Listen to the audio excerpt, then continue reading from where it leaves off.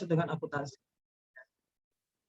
Yang dimaksud dengan akuntansi konsinyasi ini sebenarnya adalah dalam bahasa Indonesianya, konsinyasi itu adalah titip jual ya.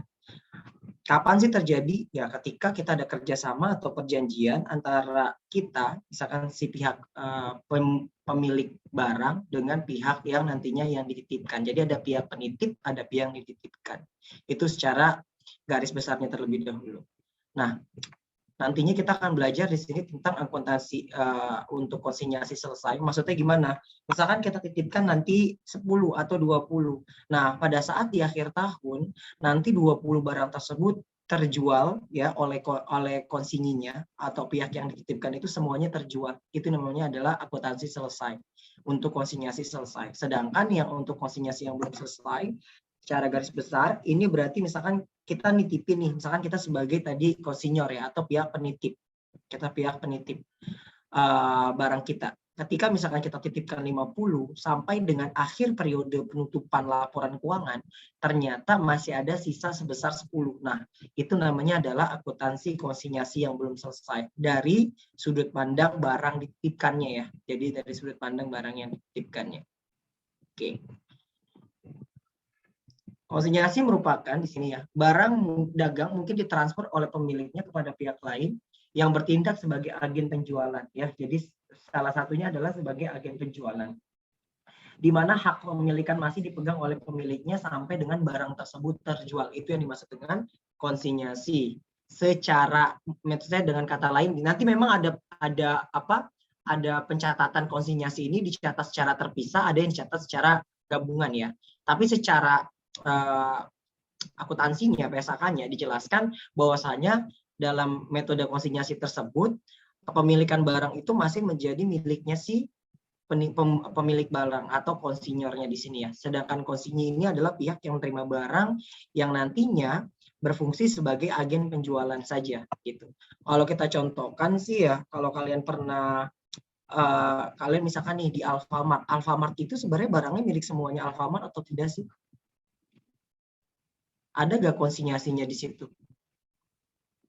Pasti ada. Barang-barang itu nggak mungkin semuanya dibeli sama Alfamart atau barangnya tersebut belinya dari Alfamart yang punya semua. Seperti misalkan Walls, tahu ya kamu es krim ya? Es krim tahu es krim. Es krim. Ya, tahu ya? Tahu ya? Walls ice yang murah itu ya, yang waktu dulu ada pernah terjadinya kasus itu seru tuh waktu dulu dari kacamata SDM tuh. Waktu saya lagi ngajar sumber daya manusia, saya ngangkat kasus ICE itu loh. Ya kenapa bisa harganya murah? Bagaimana dia cara untuk meminimalisasi terkait dengan cost accounting-nya.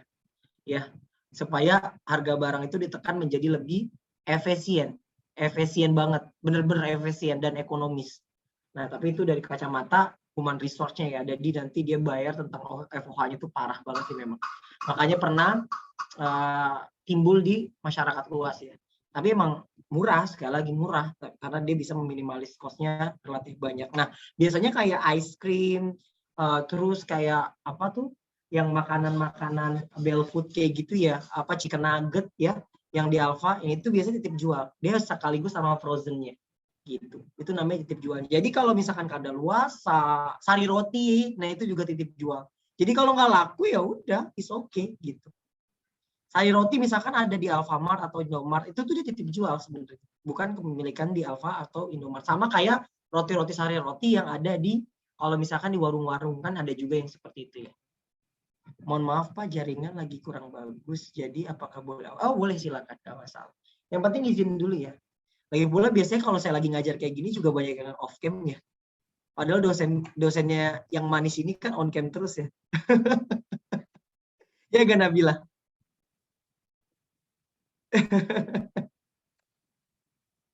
Sorry asal ngacak aja sih sambil ngeliat juga soalnya. Nah, jadi nanti di sini ada dua pihak. Yang pertama yang disebut dengan konsinyor, itu adalah pihak yang tadi saya bilang yang memiliki barang, sedangkan pihak yang dititipkan barang ya, pihak yang mengusahakan penjualan barang tersebut atau pihak yang dititipkan barang itu disebut dengan konsinyi. Nah, nantinya akan ada muncul yang disebut dengan commission merchant ya, atau dengan dibilang commission merchant. Karena kenapa? Semakin banyak barang yang dijual, maka dia semakin banyak juga komisi yang didapatkan. Mungkin di sini ada orang agen penjualan mungkin. Ya kalian itu harus juga pinter-pinter nyari pemasukan lain ya nanti ya sebagai pemasukan pasif income gitu loh ya. Karena kalau misalkan kita hanya mengandalkan dari gaji dan take home pay, ya sudah memang sih bisa hidup, bisa banget gitu loh. Tapi kan kita kan maunya adalah kaya ya supaya bisa lebih banyak pahala yang kita keluarkan itu dengan sedekah kan gitu ya. Makin banyak kita punya uang, makin banyak juga hal-hal yang bisa kita lakukan dengan positif tapi ya. Jangan kalian jadi ria atau aib, jangan. Nah, karakteristik dari agen dan prinsipal. Nah, ini terkait dengan prinsip. Kalian pernah dengar terkait dengan teori agensi nggak? Teori agensi teori? Pernah nggak? Atau teori stakeholder? Enggak ya? Nah, ini kemarin juga ada masalah ya terkait dengan KTTA. Saya kan biasanya megang KTTA D4 ya. Kemarin baru megang di KTTA D3. Saya masukkan beberapa mahasiswa tersebut ada agensi teori karena terkait dengan risiko kebangkrutan. Tapi ada berbeda pandangan dengan dosen penilai 2 sehingga saya yang harus koordinasi kepada dosen penilai 2 bahwasanya memang kalau jurnal-jurnal terkait dengan hal demikian itu udah hal rumrah untuk memasukkan terkait dengan teori agensi. Jadi ini termasuk dengan teori agensi. Teori agensi berarti adalah hubungan antara prinsipal dengan si agen. Agen itu adalah si perusahaan itu sendiri. Kalau prinsipalnya itu tersebut berarti adalah pemilik modal ya. Jadi kalau kita belajar tentang teori akuntansi, barang gitu ya, transfer barang menggambarkan jaminan dan konsinyi memiliki barang dengan tujuan untuk menjualnya seperti disepakati dalam perjanjian dengan konsinyur. Maksudnya gimana? Barang tersebut yang diterima oleh konsinyi dasarnya adalah miliknya si konsinyur. Jadi ketika nantinya dia ada penjualan apapun, dia harus mengakui perpindahan kepemilikan barang tersebut ya. Itu terkait dengan karakteristik yang kedua. Terus yang ketiga, konsinyi tidak diperbolehkan mengakui kepemilikan barang tersebut ke dalam asetnya. Jadi pada saat nanti, misalkan dia membuat yang disebut dengan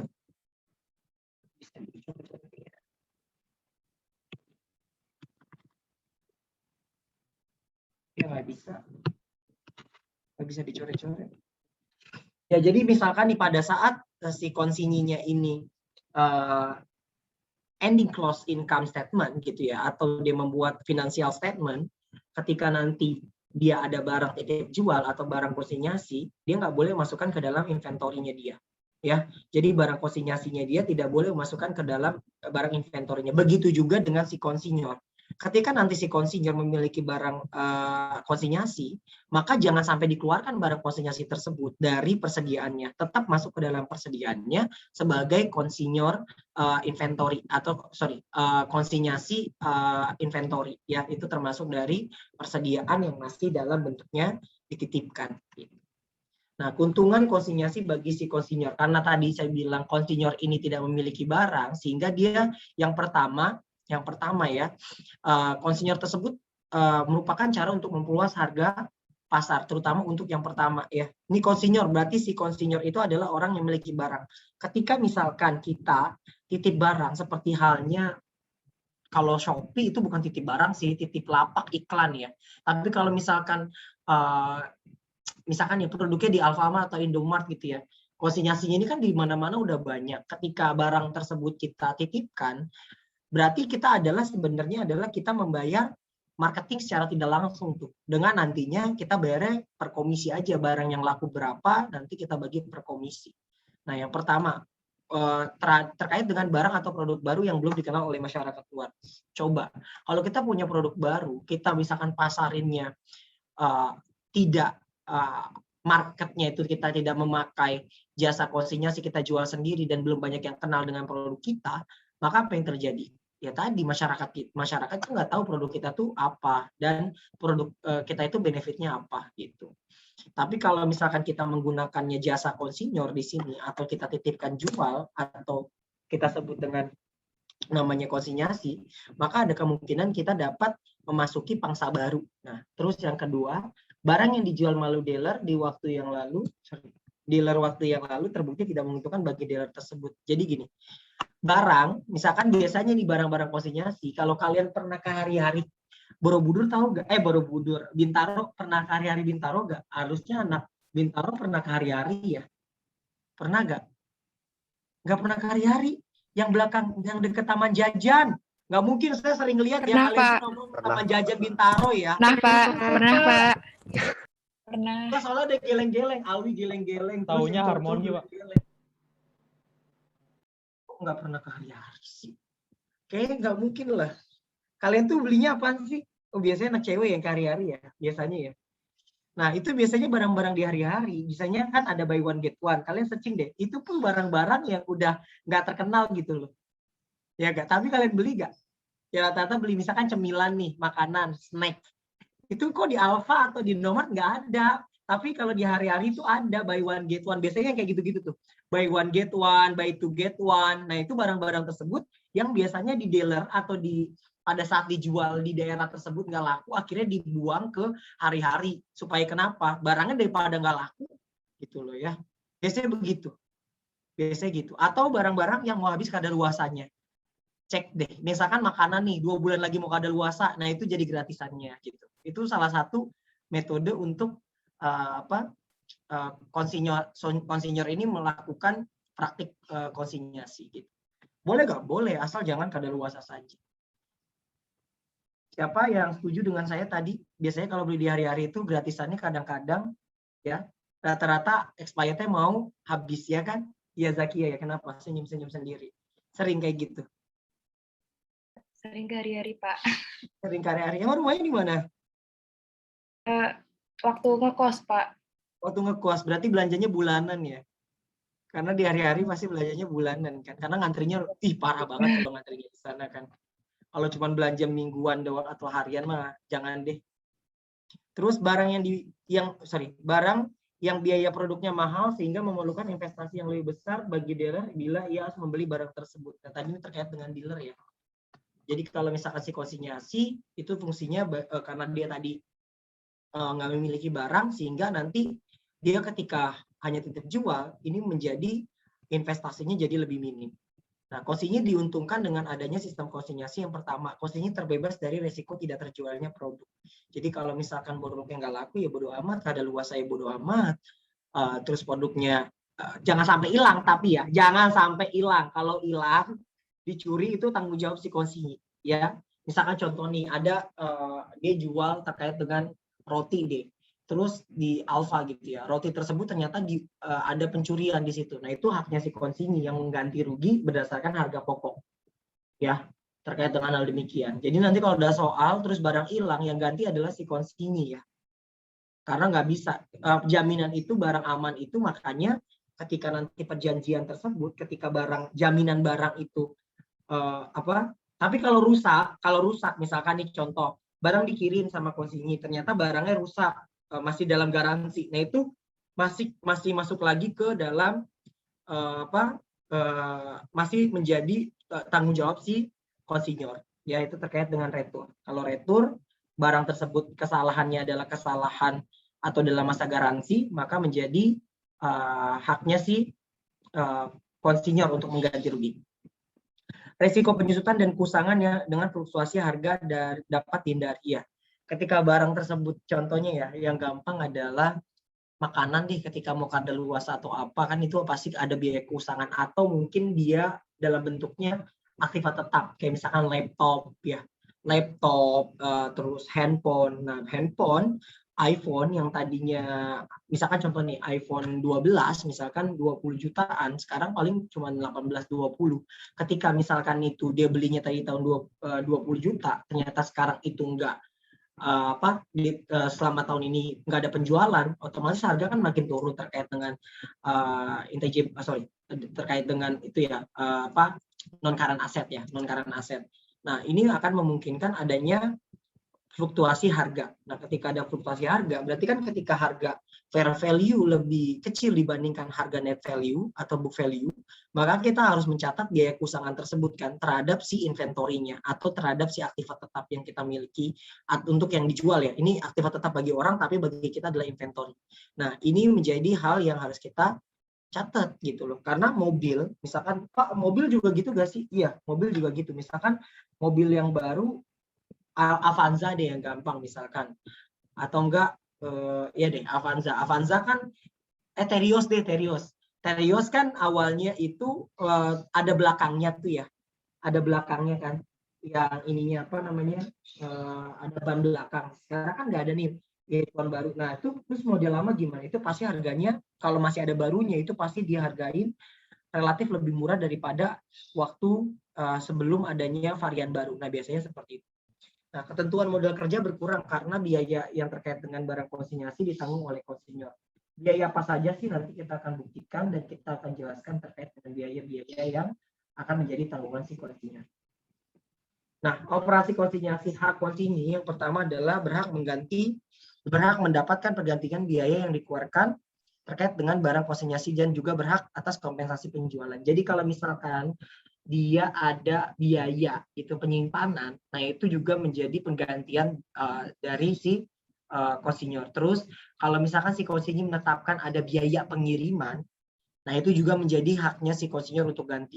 Misalkan konsinyur melakukan penjualan langsung nih kepada customer, nah itu juga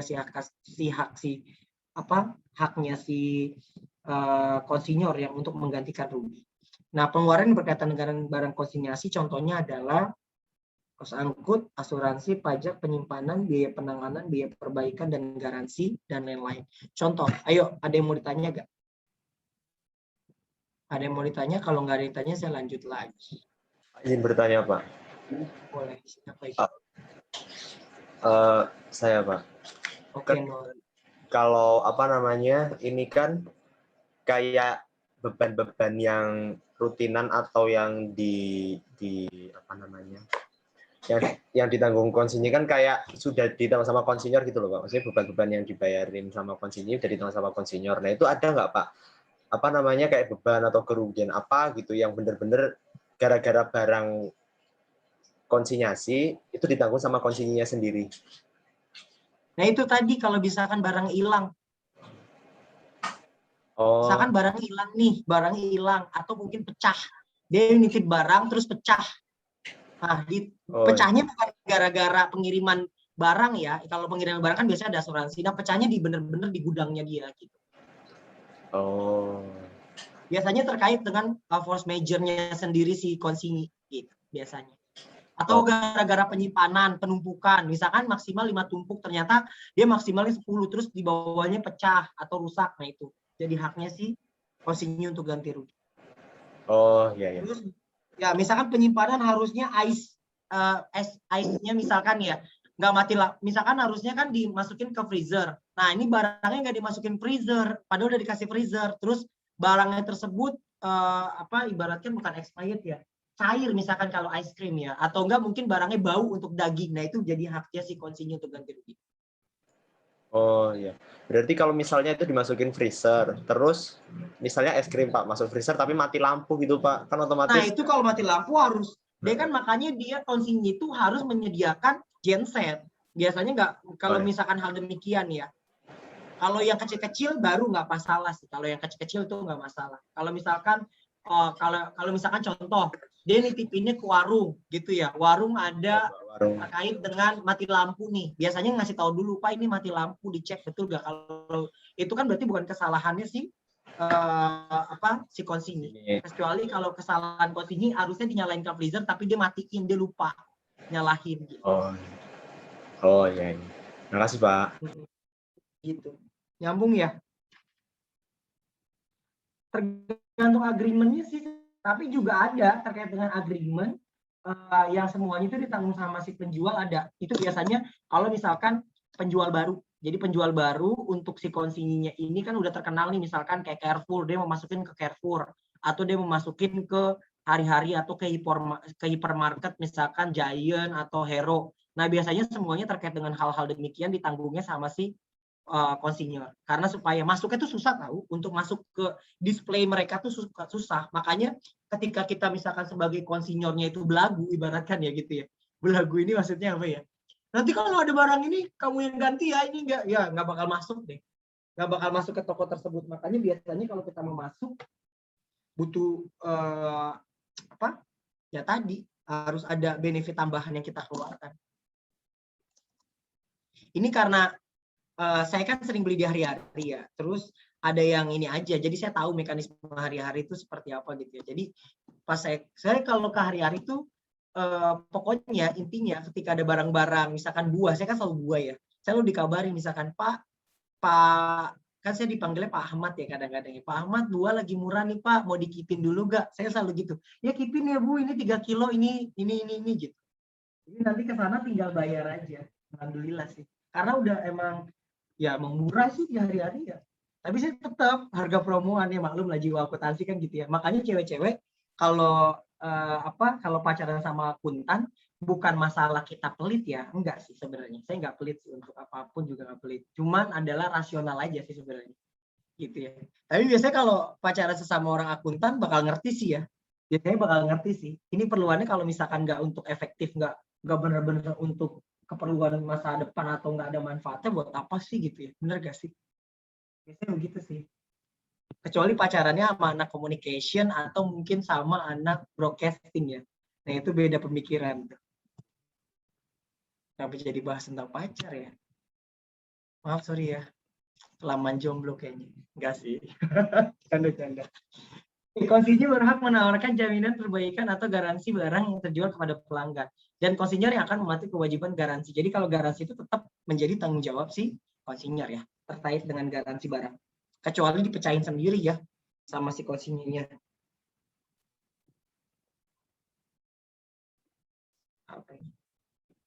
Sebentar ya.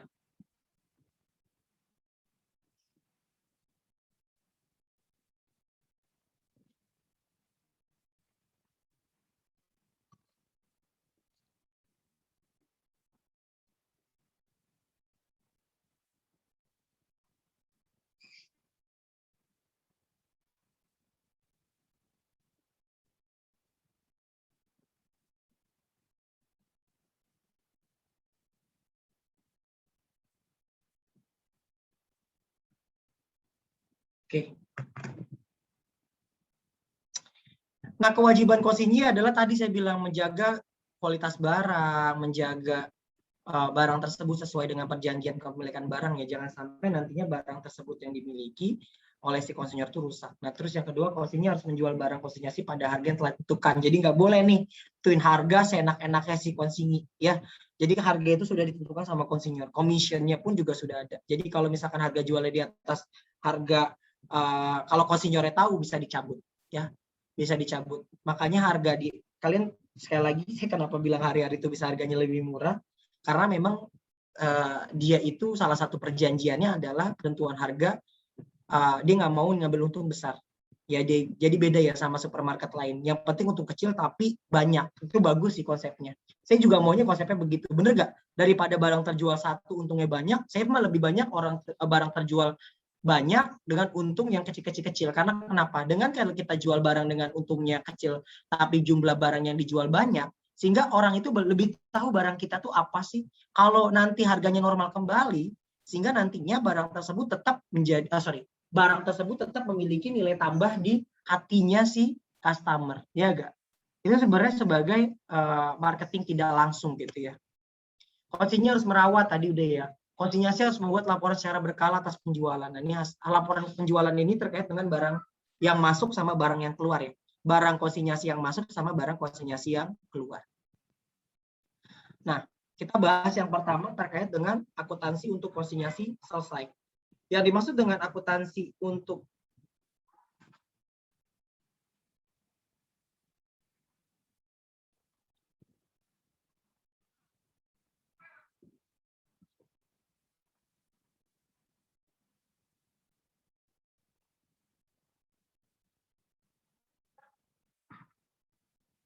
Oke. Yang dimaksud dengan konsinyasi selesai tadi saya sudah kasih tahu ya secara garis besar ya.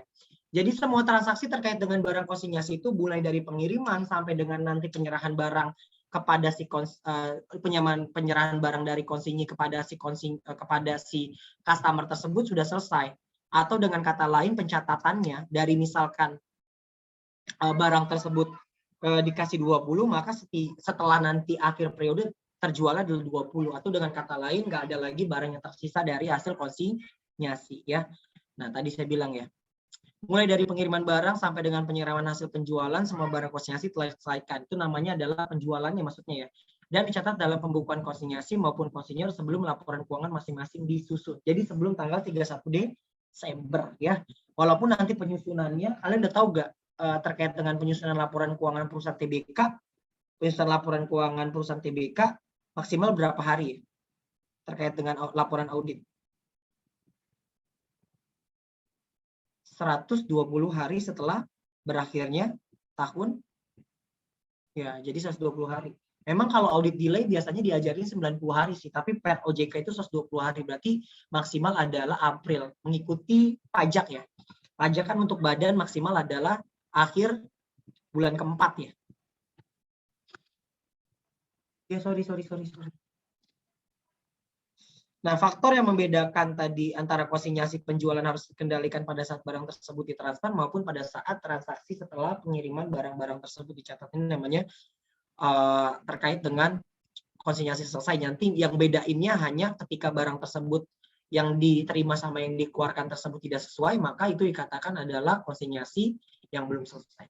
Nah, prosedurnya ya, yang pertama, transaksi konsinyasi dapat dicatat secara terpisah, tadi sudah jelas ya. Yang kedua, pencatatan konsinyasi tidak mencatat, transaksi yang digabungkan. Jadi yang pertama adalah pencatatan secara terpisah, yang kedua adalah pencatatan secara gabungan. Kalau pencatatan secara terpisah, nantinya masing-masing dari konsinyi dan konsinyur itu akan menambahkan akun, ya, akun terkait dengan consignation out sama consignation in, ya, terkait dengan barang tersebut. Nah, tapi kalau misalkan barangnya tersebut atau transaksinya tersebut nanti digabungkan, nanti dia hanya memorandum saja sih biasanya. Memorandum ya, terkait dengan pengiriman barang dari konsinyur ke konsinyi. Kita bahas dulu ya. Pada saat konsinyasi di mana transaksi dicatat secara terpisah, nantinya ini yang pertama ya. Ketika keuntungan penjualan konsinyasi nanti dicatat secara terpisah, maka konsinyi akan membuat akun consignment in, sedangkan nantinya konsinyur akan mencatat consignment out ya, tadi saya bilang ya. Dan akun ini nantinya untuk mencatat semua beban juga terkait dengan konsinyasi. Jadi akun terkait dengan consignment in ini terkait dengan seluruh akun yang berkaitan dengan barang yang dititipkan sama si konsinyur. Nah, komisi atas keuntungan penjualan konsinyasi nanti akan ditransfer dari consignment in kepada rekening pendapatan secara terpisah. Nah, jika ada sisa dalam saldo akun consignment in, berarti masih ada utang kepada konsinyur. Jadi nanti ketika misalkan nih kita sebagai konsinyi ternyata ada saldo akun consignment in-nya, berarti itu sama aja kita masih dalam utang kepada si konsinyur. Berarti masih ada uang konsinyur yang kita keep di situ terkait dengan penjualan. Nah, kalau si konsinyur nanti dia akan mencatat yaitu akun consignment out gitu ya. Dan semuanya nanti terkait dengan biaya gitu ya. Juga akan menggunakan akun tersebut. Nah ya, nanti pada saat keuntungan dan sebentar.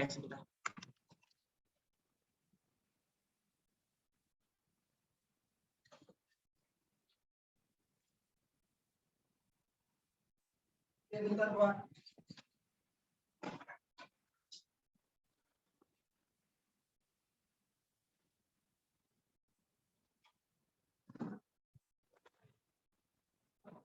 Oke. Sorry, tadi ada. Nah, akun ini nantinya untuk pencatatan tadi kalau ada komisi atau biaya apapun ya, kerugian terkait dari penjualan konsinyasi, maka nanti dia akan mencatat ya akun tersebut ke dalam consignment out dan akan mengkreditkan akun consignment income. Nanti kita akan contohkan saja deh. Contoh ilustrasi ini terkait dengan pencatatan secara terpisah ya. Ini pencatatan secara terpisah sekali lagi. Tanggal 6 Juni, Konita mengirimkan 10 set produk kepada toko retail sebagai hutang konsinyasi, sebagai barang konsinyasi harga jualnya 85 per set. Berarti tadi dia ngirim 10 set, berarti 85 dikalikan dengan 10, berarti biaya ini, harga jual, gimana biaya produk kita sebut adalah 50, berarti harganya yang dikirimkan kepada si konsinyi, nah itu udah ada harga jual ya. Jadi nggak boleh dia nanti harga jualnya lebih daripada 85 per set ya. Si konsinyi dia akan mencatat hanya memorandum. Kenapa hanya memorandum? Karena si konsinyi ini nggak miliki barang, ya. Barang tersebut bukan ke merchandise pada consignment in, karena kemarin ada yang catat kayak gitu, enggak ya. Dia hanya mencatat sebagai memorandum.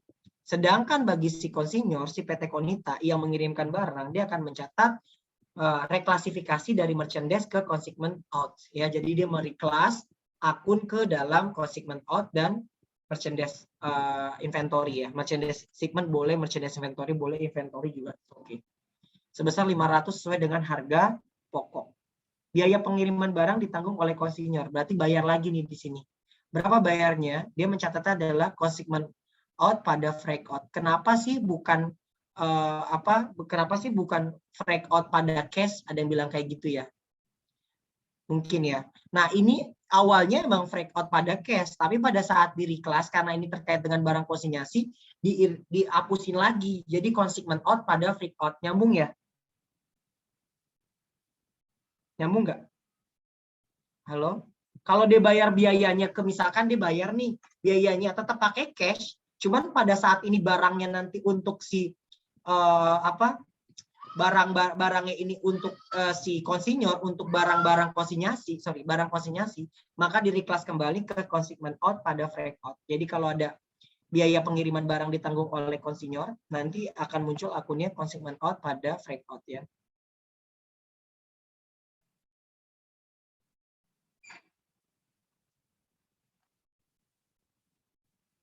Nah, pengiriman barang oleh konsinyor akan catat oleh konsinyi dalam buku jurnal sebagai memorandum.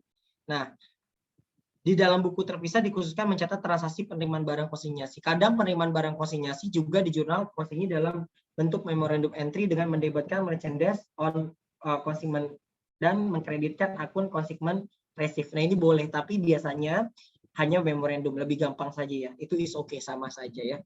Nah, bila barang terjual nantinya tinggal dibalik aja ya. Jadi kalau barang yang dijual nantinya ketika kita menjual barang kan biasanya cash pada sales terus habis itu pada COGS merchandise inventory. Nah, ini tinggal dibalik merchandise-nya pakai merchandise consignment dan juga mengkreditkan consignment receivable ya, karena barang tersebut bukan COGS kita ya. Nah, terus beban-beban yang ditanggung oleh konsinyi yang nantinya akan diminta pergantian kepada konsinyor. Nah, terkait dengan beban-beban tadi, maka kita mencatat sebagai jangan biaya ya, tapi kita mencatatnya sebagai consignment in pada cash. Sedangkan ketika nanti kita berhasil melakukan penjualan aset, ya asetnya si konsinyor atau penjualan inventorinya, maka kita akan mencatat sebagai cash pada consignment in. Itu terkait dengan hal demikian. Berarti consignment in ini adalah utang ya. Ketika nanti ada saldo consignment in di sebelah kredit, ini menandakan bahwasanya kita masih punya hutang. Tapi kalau kita masih ada consignment in di debit, itu berarti kita masih punya piutang ya. Jadi nanti kalau di soal, kalau misalkan ada consignment in-nya di debit, berarti itu menandakan adalah piutang ya. Sedangkan di kredit adalah utang. 20 Juli, konsinyasi mencatat komisi penjualan 20%. Nah, komisi penjualan itu ditanggung oleh si konsinyor ya. Jadi kalau misalkan pada saat dia perjanjian untuk titip jual, dia nentuin komisinya berapa. Nah, komisi ini dari mana? Dari harga jual ya, dari 850. Ya, biasanya dari harga jual. Berarti 20% dikalikan dengan 850 sebesar 170. Berarti kalau kayak gini gede banget ya consignment income-nya ya. Dia berarti hanya untung berapa tuh? Kan 350 untuk totalnya. 350 berarti dia cuma dapat 180 ya. Gede juga ya. Potongan untuk ininya kalau dikurangi dengan income ya berarti ya. Berarti di jurnal adalah consignment in pada commission income. Tadi sekali lagi kalau dia kayak gini berarti belum dibayar nih ya commissionnya tersebut. Biasanya nanti langsung mengurangi harga barangnya aja. Kan kita dapat duit nih. Yang sebagai si PT Toko Rijal kan udah dapat duit, maka nanti dia harus mengurangkan consignment in tersebut ya. Menambahkan consignment in supaya sebagai piutang. Berarti consignment in pada commission income. Terakhir, pada saat penyerahan barang, pada saat penyerahan penjualan atau laporan penjualan, si PT Rijal akan mencatat berapa banyak sih sebenarnya yang harus saya transfer, tinggal dikurangnya aja dari hasil konsinyasi berarti 850 dikurang 25 dikurang 170. Berarti menghasilkan 622. Itu yang ditransfer ya, menjadi cash. Yang menjadi cash. Sedangkan si consignment out-nya, kenapa di sini dijadikan kredit lagi? Nih, consignment out-nya yang terdapat di sini sebesar 195, kita bisa lihat lagi di sini.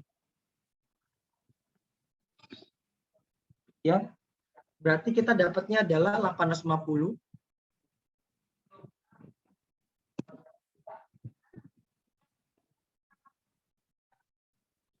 Nah, ini komisi yang kita bayarkan ya.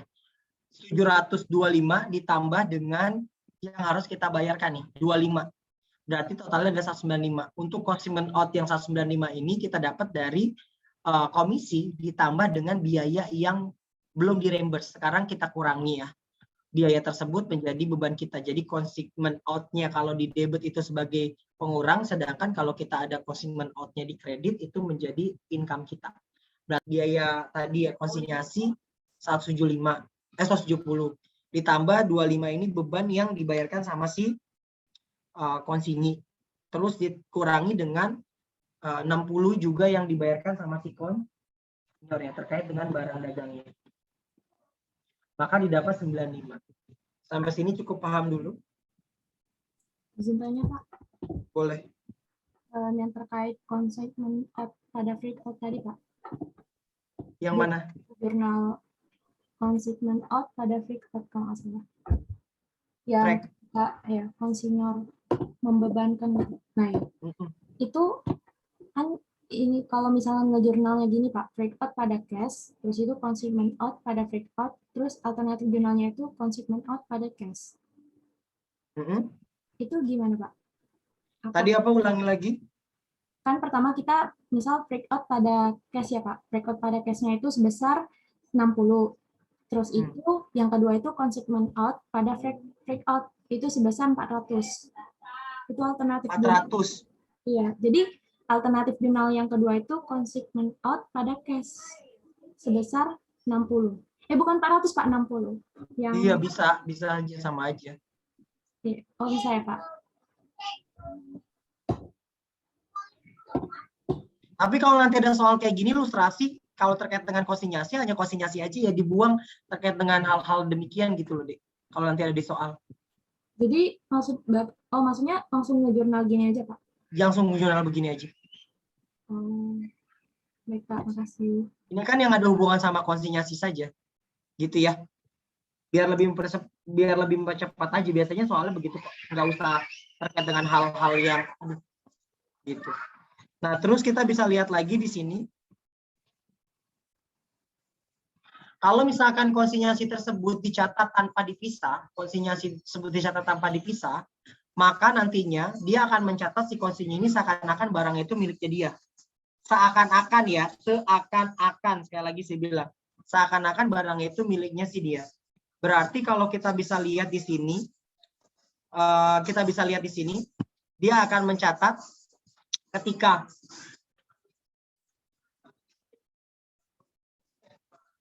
bentar ya, ini ada gangguan apa?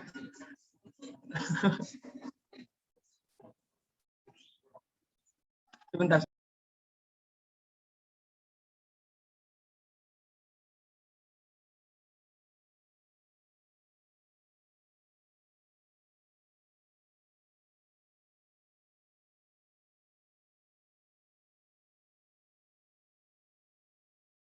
Akan-akan nanti barangnya tersebut miliknya si konsinyi. Nah, nanti akan membandingkan antara purchase dan akun COGS ya. Dan akan mengkreditkan akun konsinyur ketika dilakukan pembayaran atas barang yang terjual tersebut. Nah, ini contohnya nanti. Ini pada saat masing-masing mengirimkan barang, bedanya yang pertama, dia akan mencatat sebagai memorandum ya. Dia akan mencatat sebagai memorandum. Nah, nih, yang terkait dengan hal demikian. Pada saat barang yang dikirimkan. Beda dengan tadi, kalau yang tadi dia akan mencatat consignment out pada merchandise, si konsinyornya tersebut, sedangkan kalau ini enggak ya. Terus, biaya pengiriman barang 60% ditanggung oleh konsinyor. Dia juga nggak akan catat, ya. Nantinya dia akan mencatat secara sendiri-sendiri ya. Biaya 560 yang dikeluarkan oleh konsinyur akan dicatat dalam akun biasa yang digunakan untuk biaya pengiriman. Jadi dia nggak akan bedakan. Kalau tadi kita bedakan tuh, makanya jurnalnya ada consignment out pada freight. Nah ini kalau yang secara gabungan, nanti biaya pengiriman 60 yang dikeluarkan oleh konsinyur akan dicatat ke dalam akun biasa yang digunakan untuk pengiriman barang biasa ya. Tidak terdapat perbedaan biaya pengiriman untuk barang konsinyasi dan pengiriman barang reguler. Oleh karena itu, dia tidak akan nampak ya. Jadi makanya ini kosong nih. Nah, beban-beban ini juga, nah ini bedanya. Kalau tadi kita masukkan ke dalam consignment in, ketika di sini ada beban, dia mencatatnya sebagai PT-nya ya, PT Konita. Atau biasanya juga kita tambahkan sebagai consignment PT Konita ya, gitu. Jadi konsinyur PT Konita biasanya gitu ya, terkait dengan penambahan nama PT-nya ya. Nah, pada saat berhasil menjual produk, nah ini bedanya. Kita nggak menjurnalnya terkait dengan COGS pada inventory ya. Intinya kita nggak bikin kayak gitu, tapi kita memasukkannya ke dalam purchase, seakan-akan kita beli. Seakan-akan kita beli. Makanya tadi saya bilang cash pada sales, terus kita mendebitkan akun purchase pada PT Konita. Nah, ini sudah termasuk dengan yang tadi. Yang termasuk yang tadi ya. Yang 680 berarti 680 itu termasuk dengan komisi, termasuk dengan apa tadi 25 tersebut ya.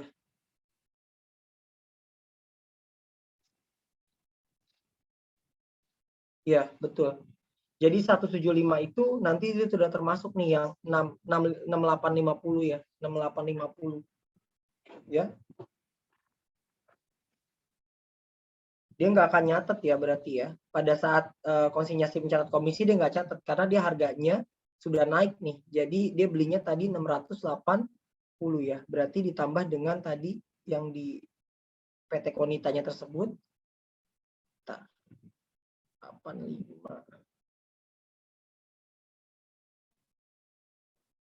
10 tadi berapa? 500 ya. 500 ditambah dengan mana nih?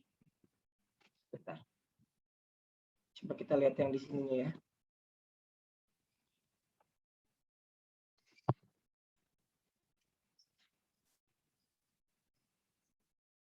Makanya nih kayaknya salah deh dia. Kita pakai yang di sini aja ya. Bentar coba. Kita lihat ya. 680 ya. Padahal COGS-nya tadi 550 ya. Enggak, ini harus dikurangi komisi kan? Coba komisinya berapa tadi? 170 ditambah dengan 170 ditambah dengan 170 dikurangi 850 berarti berapa? 680 bener ya? Halo? Benar, Pak. Oke, berarti itu langsung dikurangi dengan, harusnya kalau saya sih nyatetnya secara terpisah, tapi di soal ini digabungin ya. Ya, berarti di sini dia nyatetnya adalah COGS-nya ditambahkan dengan komisi, seakan-akan purchase tersebut harga barangnya 680. Tapi kalau misalkan kalian masukinnya nanti, misalkan ya, purchase-nya adalah 550, terus ditambah dengan nanti ada akun tersendiri PT Konita cash pada PT Konita juga is okay, terkait dengan penerimaan uang dari si PT Konita. Tapi kalau misalkan nyatetnya di sini purchase, berarti kan intinya adalah si PT Konita ini membebankan COGS-nya tersebut plus dengan plus dengan komisi. Jadi COGS ditambah dengan komisi dikurangi dengan 850 ya berarti ya. Tadi ya komisi 850 dikurangi dengan komisi 170 ditambah dengan ditambah dengan COGS-nya si PT Konita. Berarti hasilnya adalah 680. Nah, terus di sini ada lagi terkait dengan penyerahan hasil penjualan. Karena tadi kita sudah mencatat komisinya, maka kita nggak usah catat lagi Terus tanggal 20 di sini ada penyerahan hasil penjualan kepada konsinyor. Nah, ini 655 sama ya, jurnalnya baik itu secara terpisah maupun secara gabungan itu sama. Tapi bedanya hanya di sini kita mendebitkan akun si Konita. Kenapa kita mendebitkan akun Konita? Karena kita harus membayar kepada PT Konita. Jadi PT Konita ini pada cash ya senilai 655. Sedangkan bagi si PT Konita dia akan mencatat seluruh penjualannya dan juga seluruh biaya yang dikeluarkan ketika ada penyerahan uang. Jadi dia hanya mencatat pada saat penyerahan uang. Jadi pada tanggal 20 Juli baru dicatat. Berarti cash-nya 655, frag-nya baru catat 25, commission expense-nya 170, maka nanti mendapatkan sales-nya 850. Sedangkan COGS-nya tetap 500. Itu terkait dengan penjualan konsinyasi yang sudah selesai. Nah, sekarang bagaimana penjualan konsinyasi untuk yang belum selesai? Kalau tadi yang belum selesai, berarti kita ilustrasikan ketika nanti barang yang dijual sama si konsinyor tersebut yang dititipkan sama konsinyor, konsinyi belum 100% menjual barang tersebut. Berarti ini nanti yang terdampak adalah pada saat kita harus menyusun proporsi dari COGS, proporsi dari frag ya atau biaya ongkos kirim biasanya yang berpengaruh. Karena kenapa? Pada saat kita membebankan ongkos kirim, itu kan sejumlah barang yang kita kirimkan. Jadi misalkan ongkos kirimnya 60 untuk 60 barang. Berarti kalau kayak gitu satu barang membutuhkan $1 atau Rp1 gitu ya per sekali kirim. Nah, ini yang akan berdampak nanti pada saat perhitungan berapa sih hasil dari consignation income-nya. Nah, sekarang kita bisa lihat di sini soalnya masih sama. PT Konita mengirimkan 10. Ini sama ya, masih consignment out. Ini pencatatan secara terpisah ya. Pada merchandise inventory atau merchandise shipment sebesar 500. Pada saat pengiriman barang, ini juga masih sama. Consignment out pada freight out. Nah, pada saat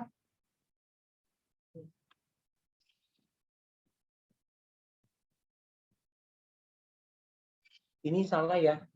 Ini harusnya tetap yang consignment in ya, terkait dengan ini ya. Consignment in pada cash ya itu tetap komisi. Saya salah nulis atau Pak Agung? Soalnya saya dapat juga kan PPT-nya. Ya, itu salah tulis ya berarti ya. Ini tinggal diganti nanti jadi ya, yang ini diganti jadi consignment in pada cash. Nah, pada saat bisa dia menjual hasil 6 unit. Nah, 6 unit ini kan berarti dikali dengan 85. 85-nya berarti adalah 510. Ini terkait dengan penjualan. Nah, pada saat nantinya dia mendapatkan komisi, berarti tetap jurnalnya sama ya. Commission in pada commission income. Commission income. Kenapa bukan pada cash sih, Pak? Karena belum dibayarkan. Tadi juga kayak gitu ya. Berarti belum pada cash ya yang terkait dengan kalau yang tadi secara terpisah gabungan itu juga belum pada cash kan. Nah, pada saat nanti di sini penyerahan hasil penjualan, ini tetap mencatatnya kalau si konsinyor tetap mencatat segini ya, 388 ya. Nah, ini tetap 388 ya kalau di sini ya. Kenapa bisa 388? Kita bisa lihat 510 dikurangi 102 ini adalah tadi hasil komisi, dikurangi adalah 25 yang menjadi bebannya si konsinyi. Berarti hasilnya adalah 383. Sedangkan si konsinyor nanti dia akan mencatat cash-nya tetap ditransfer 383. Consignment out-nya itu dari 102 ditambah dengan 25. Ini terkait dengan yang kita untuk eliminasi yang kita reimburse, yang ini direimbursekan. Terus consignment out-nya berarti 510 sesuai dengan harga jual ya. Nah, kita bisa lihat di sini. Untuk commission out harusnya kan adalah harusnya kalau kayak gitu kita jualnya 510, hasilnya 383, berarti harusnya berapa tuh? 510 dikurangi 383 berarti berapa tuh? Harusnya. Halo? Berarti berapa coba? 27. Harusnya ya. 127, Pak. Nah, itu nggak boleh diakui yang 127 tersebut. Karena kenapa? Dari total biaya tersebut ternyata ada biaya yang masih belum bisa diakui karena barangnya belum terjual semua. Yaitu berarti dari biaya pengangkutan. Biaya pengangkutannya tadi adalah 25 ya, kalau di soalnya. 60 deh.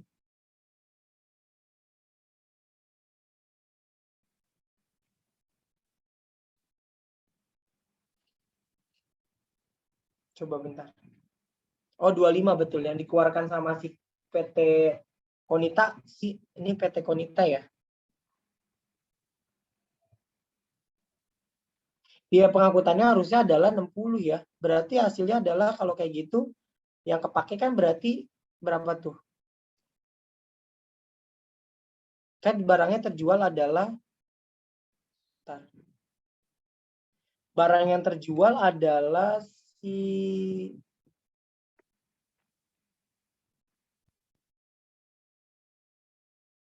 belakang, oke. Barang yang terjual tadi kan 6 berarti ya. 6/10 dikalikan dengan 25 menghasilkan berarti berapa itu? Berarti berapa? Coba cek 15 ya. Betul, 15.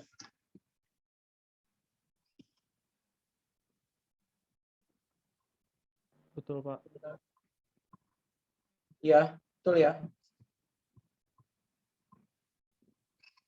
Berarti 15 ini yang boleh dikeluarkan atau boleh menjadi tanggungan. Berarti sisanya itu nggak boleh jadi tanggungan. Berarti kita bisa dapat di sini hasilnya 57 bisa kita lihat dapat dari mana?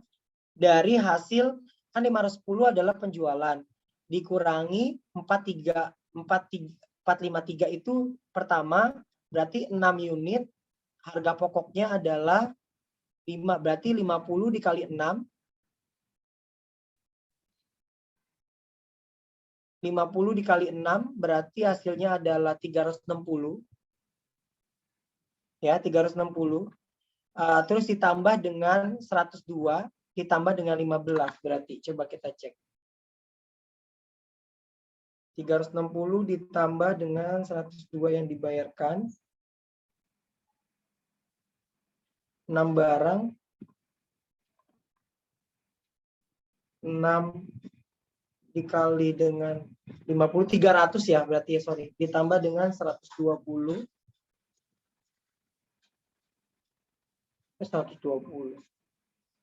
6 berapa barang tuh tadi dia 550 ya 300 kan berarti kan ditambah dengan ongkosnya dia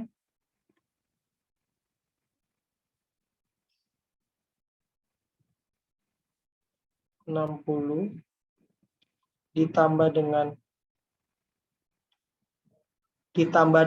102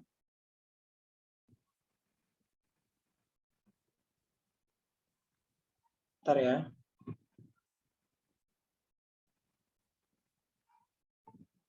300 ditambah 60 ditambah dengan 102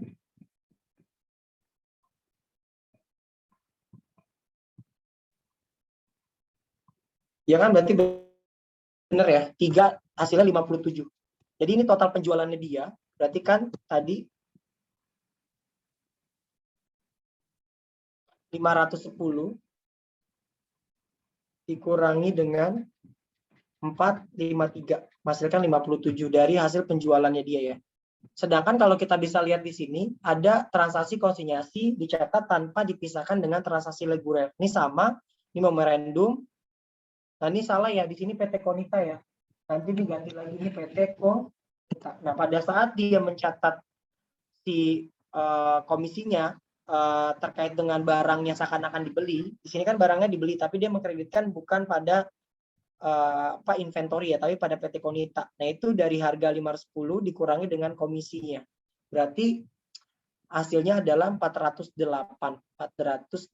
terkait dengan hal demikian ya. Itu hasil dari purchase dikurangi dengan hasil dari komisinya tersebut dikurangi dengan harga jualnya dia, maka menghasilkan 408.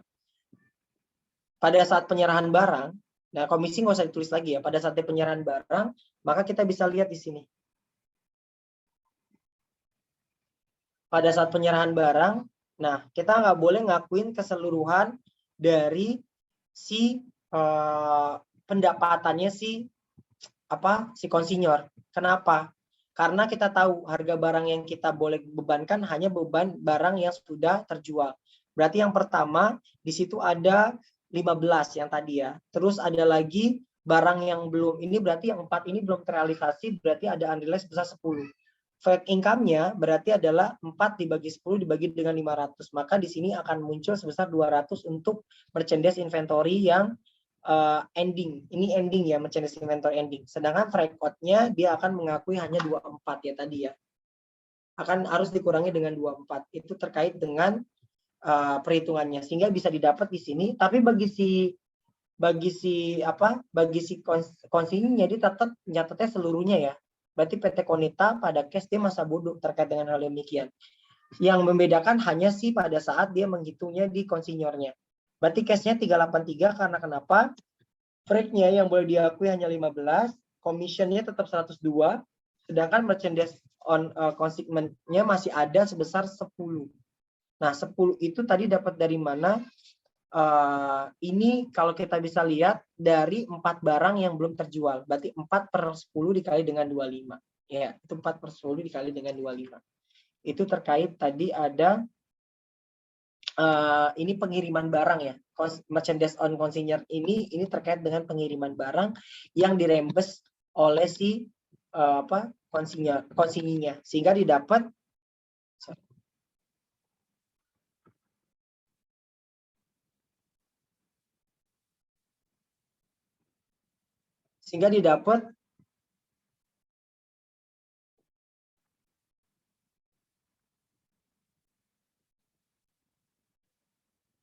mana sih tadi?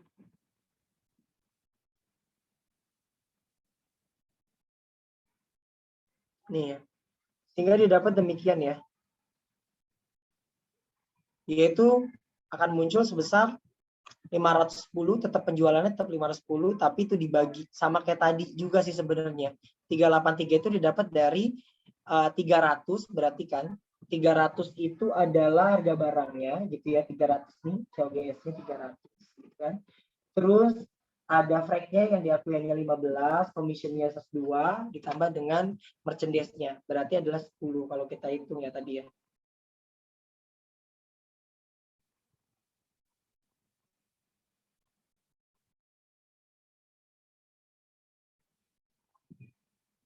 Ya, berarti akan didapat sebesar demikian ya, 383 yang kita dapat ya. Terus bisa kita lihat lagi di sini, itu bisa menghasilkan terkait dengan tadi merchandise on segment pada income summary yang 200 ini dapat dari mana? Untuk income summary yang 200 ini adalah untuk sebenarnya membuka akun dari merchandise-nya ya. Merchandise tersebut dibuka lagi karena kenapa? Pada akhir tahun ini berarti kan sudah nggak ada lagi barang yang harus diadakan di kantor tersebut karena belum selesai. Maka kita harus mengakui sebagai merchandise kita, atau kita pada saat itu kita harus merekelas kembali ke merchandise supaya ada barang yang 4 ini yang belum terjual sama si konsinynya. Berarti merchandise income summary pada freak out-nya berkurang sebesar 24 ini yang harus dikurangkan karena kenapa? Belum terrealisasi terkait dengan freak out-nya tersebut ya. Makanya freak out-nya di sini tadi akan menambah si merchandise on segment-nya ya. Itu terkait dengan tadi yang barang yang masih ada. Jadi barang yang masih ada nanti ditambah dengan biaya, maka merchandise on konsinyasinya sebesar 224. Maaf Pak, Nah, ini contoh. nggak gerak Pak. Halo? Share screen-nya nggak gerak Pak. Masa sih? Halaman 10 Pak. Nge-freeze ya? Sekarang gimana? Udah bisa Pak. Nah, tadi saya ulangin ya. Berarti kalau kayak gini, tadi kita untuk dapat 383 itu dapat dari mana tadi ya? Saya bilang itu di hasil pengurangan dari penjualan dikurangi dengan freak yang diakui, berarti 15. Terus juga terkait dengan commission expense, dan juga ini terkait dengan si merchandise on konsinyasinya yang masih ada ya, yang belum terrealisasi. Berarti adalah muncul 10. Untuk yang merchandise on segment-nya dan juga income summary yang 200 ini dapat untuk mencatat berapa loh saldo akhir dari barang konsinyasinya. Maka totalnya adalah 224. Karena frekotnya belum kita akui ya, belum bisa diakui pada saat barang belum terjual. Nah, beban untuk revenue tahun berjalan dan revenue tahun berikutnya akan berdampak seperti apa? Contoh, pembebanan oleh konsinyur. Total beban misalkan 500. Nah, barang yang terjual hanya 6, berarti sisanya 4 nggak terjual. Berarti nanti cost-nya adalah 300 dan 200 tadi saya bilang ya. Terus untuk biaya pengiriman 60, berarti yang sudah terrealisasi 60, berarti hasilnya 80%, berarti hasilnya adalah 36. Yang belum terrealisasi tadi berapa persen? 6% berarti 36, sedangkan yang terrealisasi 4%, berarti adalah 24. Atau 40% ya, sorry, 40% dan 60%. Terus di sini pembebanan oleh konsinyi, kita bisa lihat, konsinyi tadi bayar 25. 25 ini berarti yang teridentifikasi adalah 15, yang belum teridentifikasi adalah 10. Nah, ini yang 10 ini yang menjadi pertanyaan nanti. 10 ini yang akan menjadi pertanyaan. Kenapa nggak boleh diakui kan gitu ya? Karena tadi barangnya tersebut walaupun sudah dimasukkan ke dalam ongkos kirim, tapi barang tersebut belum terrealisasi, maka kita nggak boleh masukkan ke dalam beban dulu ya, beban pengiriman. Untuk komisi penjualan itu nggak ada berubah, jadi maupun berapa persen tersebut ini tergantung dari berapa jumlah si persentasenya.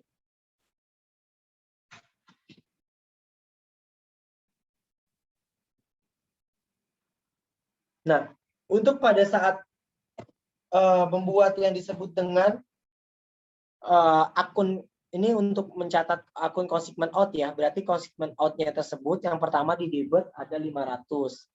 Terus ada di debit lagi 60, ada di debit lagi 127.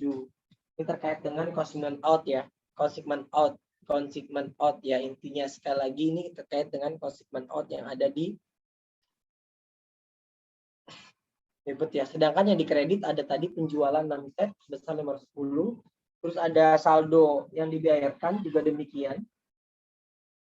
Ini ada totalnya ada 234 ya, terkait dengan hal demikian. Maka totalnya menjadi ini ya, itu terkait dengan ini buku besar ya, buku besar si konsinyur terkait dengan apa yang tadi sudah kita bukukan. Nah, ini terkait dengan keuntungan penjualan yang ditransfer oleh consignment income, nanti akan mencatat sebagai bagian dari investasi nih kalau terkait dengan hal demikian ya, keuntungan penjualan dari produk transfer ke consignment income gitu ya, maksudnya ini terkait dengan pendapatan si perusahaan ya, maka nanti akan bertambah 57. Kenapa di debit tadi sekali lagi ya, ini ya nih ya, consignment out-nya ketika kita dapat maka di debit ya, kalau dicatat secara terpisah maka nanti di debit ya. Ini nggak ada perbedaan, maka tinggal kita jumlahkan saja yang debit dan juga kredit, maka nanti kalau masih ada selisihnya berapa itu ya harus dibayar ya, harus dibebankan. Berarti selisihnya di sini adalah 234. Nah, yang terakhir di sini bagaimana ketika nantinya barang konsinyasi tersebut dikirim kembali oleh si konsinyi. Jadi misalkan konsinyur nih ternyata barangnya nggak laku dibikin kembali atau barang tersebut cacat atau apapun gitu ya. Nanti pengeluaran yang berkaitan dengan pengiriman awal juga pengiriman ulang dibebankan sebagai expense. Nah, pengiriman ke barang kembali ini ke konsinyi hanya akan muncul biaya pengiriman sebesar biaya normal saja. Biaya pengeluaran untuk memperbaiki barang, kerusakan dikembalikan ke konsinyi diperlakukan secara expense. Dan biaya pengiriman kembali ke konsinyi juga harus tidak lebih dari biaya pengiriman normal. Dengan kata lain, biaya pengiriman di luar kenormalan tidak diperlakukan sebagai freight in atau freight out. Jadi pada saat dia nantinya ada akun tersebut terkait dengan retur gitu ya, misalkan ya retur yang dari konsinyi ke konsinyur, maka nanti returnya tersebut harus dimasukkan ke dalam expense bagi si konsinyinya ya, sebagai expense, dan biaya pengiriman kembali ke konsinyi juga tidak lebih dari biaya pengiriman normal. Nah, ini terkait dengan ketika ada eliminasi. Dan juga terkait dengan tadi ada barang yang dikembalikan oleh si konsinyi.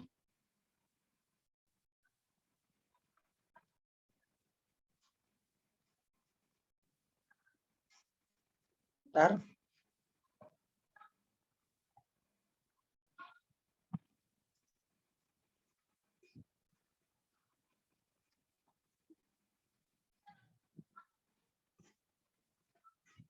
Nah, ini. Udah habis ya, tinggal latihan soal. Kalian bisa latihan soal, nanti saya kasih soalnya.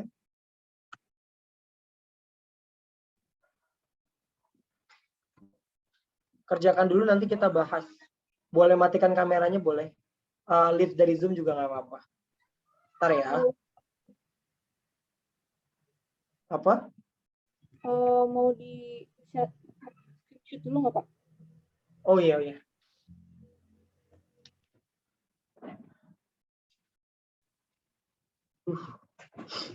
Saya lagi agak puyeng nih soalnya nih. Saya tahu nggak, aku ada kontak erat tahu nih sama yang kena COVID. Aku mau PCR, baru tadi malam ada yang ngasih tahu ke saya kan, gitu loh. Moga-moga nggak kenal lah ya, jangan sampai lah ya. Semoga negatif. Hah? Semoga negatif. Amin, amin. Ya udah. Udah 2 kali saya kayak gini. Teman-teman yang belum nyalain ya. 1, 2, 3. Udah. Nanti habis ini kita latihan, habis itu kalian sama kayak kemarin, habis itu kita bahas ya terkait dengan soal tersebut. Bentar ya, bentar aja. Matikan dulu kameranya. Ini udah nggak di share screen kan ya? Didapatnya dia berarti 500 dikurangi 100 dikurangi 3 juta, maka menghasilkan 397 yang akan ditransfer ke PT Samsul.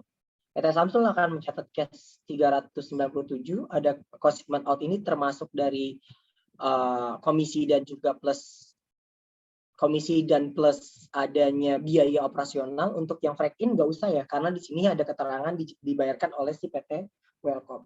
Maka nanti cost shipment loss-nya sebesar 103. Di sini cost shipment loss-nya sebesar 103. Kenapa? Ya karena nggak ada penjualan ya, harga jualnya sama dengan harga COGS, sehingga nantinya dia jualnya tersebut malah buat nutupin si biaya terkait dengan jasa komisi plus juga dari operating. Kalau yang dijual 150, nah nanti totalnya akan kayak gini, berubahnya hanya di cost shipment out-nya ya, 78 deh berkurang karena komisinya berkurang ya, 7.500.000. Bedanya cuma di sini nih. Sama di penyerahan barang ya. Oke, soal nomor 1 clear. Soal nomor 2, konsinyasi tak terpisah ya. Pada bulan Juni 2020 PT Samsung mengirimkan 200 unit, sama kayak tadi. Soalnya sama, ini penjualan yang tidak terpisah, maka semuanya adalah memorandum ya. Pada saat biaya ongkos kirimnya ada break out pada cash, diulang lagi. Pada saat di sini dia bayar ongkos kirimnya, dia jurnalnya adalah PT Samsul pada cash. Bedanya di sini ya. Pada saat dia bayar operasionalnya, dia bayarnya adalah PT Samsul sama cash. Sedangkan pada saat operating dia jurnalnya biasa. Pada saat dia jual baru nih. Boleh pakai COGS, boleh pakai purchase ya. Seakan-akan dia beli barang kan. Sales pada cash pada sales. Cash pada sales senilai 500, COGS-nya kenapa bisa 400 dari komisi. 500 dikurangi komisinya 100, maka menghasilkan 400. Untuk PT Samsulnya berarti nanti akan ditransfer sama 397 sekian-sekian ya. Tapi bedanya nanti di sini nih. Dia akan mencatat operating expense. Kalau tadi kan consignment ya. Dia akan mengurangi consignment out-nya sebesar 103. Kalau di sini dipisah antara commission expense sama operating expense. Yang ini juga sama, bedanya hanya yang di sini saja tadi, ya 75 plus ini harusnya 3 juta ya. Oh di sini 150 yang terjual, sorry. Yang di sini yang terjual 150 ya.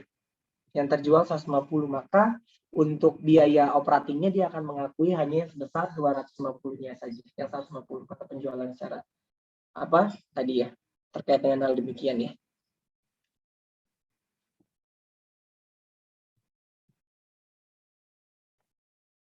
Soal nomor 3.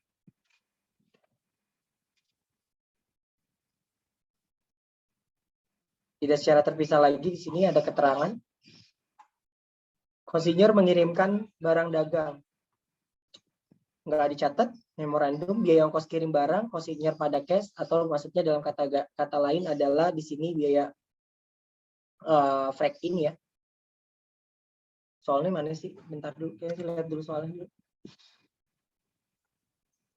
Pada tahun 2000, 100 buku ke toko buku gembira dengan basis konsinyasi pihak konsinyur menggunakan sistem akuntansi biaya dan persediaan secara perpetual. Oke. Biaya cetak 3.000 pada akhir Desember, toko gembira melaporkan 60 harga jual sekaligus menyetorkan. Buatlah jurnal konsinyi toko gembira untuk mencatat transaksi konsinyasi. Pencatatan tidak terpisah. Tidak terpisah ya di sini ya. Pencatatan tidak terpisah. Oke, ini pada saat ini si konsinyi yang nyatet ya. Pada saat dia biaya barang ongkos kirimnya dibayarkan sama si konsinyi, maka jurnalnya adalah konsinyur in pada cash. Pada saat dia menjual barang cash pada sales, COGS pada konsinyur. Ini pada saat dia menerima komisi ya. Pada saat dia menerima komisi sebesar 2 juta sekian-sekian. Dari mana 2 juta? Dari hasil penjualannya sebesar 2 juta 9. Kegedean deh kayaknya deh. 60, ini 20% ya. Pendapatan komisinya 20% ya. Oh ini ininya terkait dengan COGS-nya ya. Bentar. Oh ini langsung digabung jadi satu dia ya. Tadi dia mencatatnya menggunakan metodenya akhir tahun sekaligus menyetorkan hasil penjualan dikurangi 20% dari penjualan ya. Dikurangi 20% dari hasil penjualan, berarti betul. OGS pada konsinyurnya sebesar 80% ya. Ini terkait dengan menggunakan metode perpetual dan langsung mengurangi dari dikurangi dari komisinya ya. Jadi intinya adalah ketika di sini dia ada keterangan, di keterangan dijelasin ya, pada akhir Desember toko gembira melaporkan 60 unit penjualan sekaligus menyetorkan hasil penjualan dikurangi komisi ya, dikurangi komisi, maka hasilnya seperti itu. Nah, jadi nantinya ketika nanti menyetorkan hasil penjualannya, dia akan mencatat sebagai konsinyur pada cash senilai 297 ya, 297. Ini terkait dengan hasil dari penjualan yang dilakukan, pelaporan hasil penjualan yang dilakukan sama si konsinyinya ya. Karena di sini dia sistem akuntansi biaya, pihak konsinyur menggunakan sistem akuntansi biaya menggunakan persediaan perpetual. Biaya cetak buku 30 pada akhir Desember, toko gembira melaporkan. Ini harusnya dipisah aja deh daripada bingung kok melaporkan hasil penjualan tersebut, mengambil pendapatan. Ini konsinyur dulu aja ya, kita gunain ya. Kita copy aja deh.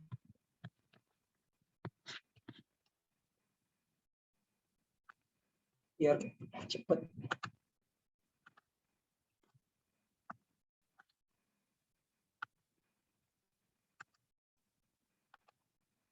Ya.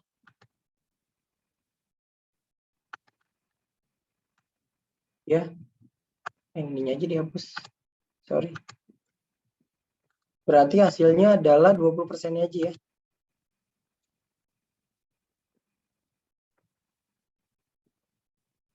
(57) sehingga pendapatannya si konsinyur nanti tinggal dikurangi dengan yang 300 ya.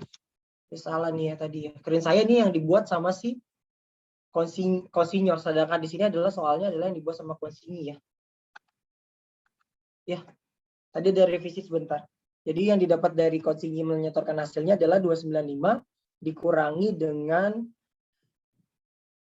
ini nggak usah pakai 2 juta ya, dikurangi dengan 500 berarti 597.000.